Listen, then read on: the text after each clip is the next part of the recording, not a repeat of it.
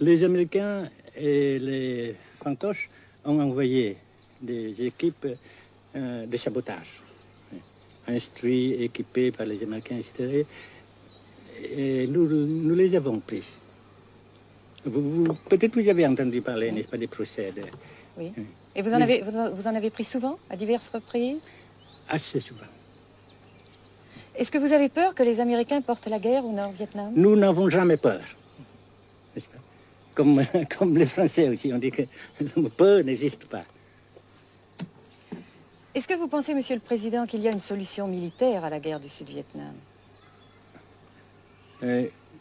Non. Parce que vous savez que le peuple vietnam, c'est un. Et le pays du Vietnam, c'est un. Les Américains ont fait une guerre d'agression, comme qui dit, c'est une guerre non déclarée. Et, comme vous savez aussi, vous avez pu lire dans la presse, n'est-ce pas, mondiale, que plus la guerre prolonge, plus les Américains et leurs valets, n'est-ce pas, comment dire ça,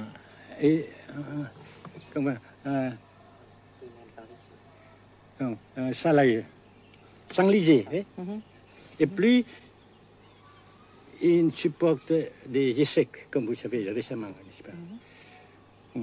Par conséquent, la guerre ne peut pas durer éternellement. Et je suis très heureux que les politiciens haut placés français ont reconnu cela. Vous pensez que le général de Gaulle pourrait en quelque sorte, à un certain moment, arbitrer le conflit? Arbitrer, qu'est-ce que vous comprenez par le mot arbitraire? Nous ne sommes pas des équipes de football. Mais au-delà des accords de Genève, si je ne me trompe, une idée du général de Gaulle est la neutralisation de tout le sud-est asiatique. Est-ce que c'est une idée qui vous semble intéressante? Comme j'ai déjà dit quelquefois, c'est une idée intéressante. Mais ça dépend encore de la volonté de ces peuples et la manière comment on procède à réaliser. C'est une grande question, n'est-ce pas? Et je ne peux pas dire que je suis d'accord. Et je ne dis pas que je ne suis pas d'accord, n'est-ce pas? Mais parce que vous dites, par exemple, fleurs. Fleurs, il y a beaucoup de sortes de fleurs.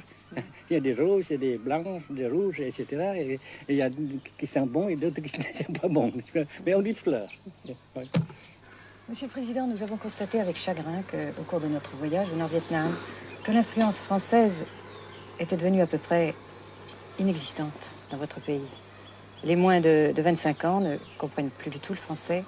Et je me demande si, à votre idée, des rapports peuvent se rétablir tels que la France continue à jouer une sorte de rôle culturel ici. Avec la France surtout et avec tous les autres pays. Nous voulons avoir une coopération amicale, culturelle, économique, etc. Mais je suis sûr que vous ne voulez pas avoir, n'est-ce pas, que la France ait l'influence qu'elle avait avant. C'est une autre chose. Naturellement, c'est une autre époque. Mais coopération culturelle, économique, qu'est-ce qu'il y a encore, sportive par exemple, oui. etc., n'est-ce pas, nous le désirons. Si la guerre se cristallise au sud et se poursuit encore pendant quelques années, pensez-vous que l'avenir économique du Nord-Vietnam soit viable? Je suis sûr que ça non seulement viable, mais ça progresse. Parce que vous avez vu vous-même, vous avez constaté vous-même qu'ici, nous travaillons beaucoup, notre peuple travaille beaucoup, avec abnégation, n'est-ce pas, et avec dévouement, avec enthousiasme. Et d'un côté, nous travaillons pour, comment dirais-je, pour principalement, n'est-ce pas, de nos propres forces, de nos propres...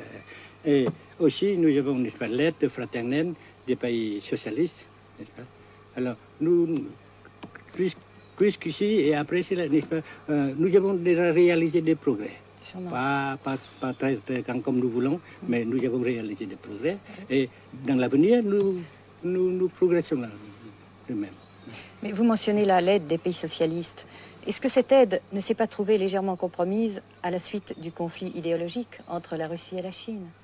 Non, parce que ces questions, n'est-ce pas, différences idéologiques entre nos différents partis frères, c'est nos affaires intérieures. Ça passera. Et l'unité, ça se fera. Mais l'aide fraternelle continue et continuera. Et c'est très précieux pour nous. Bien sûr. Mais certains ont l'impression chez nous, Monsieur le Président, que le Nord-Vietnam se trouve actuellement assez isolé, asphyxié même, et que politiquement, il pourra difficilement éviter de devenir une sorte de satellite de la Chine. Qu'est-ce qu'on peut répondre à cela? Jamais.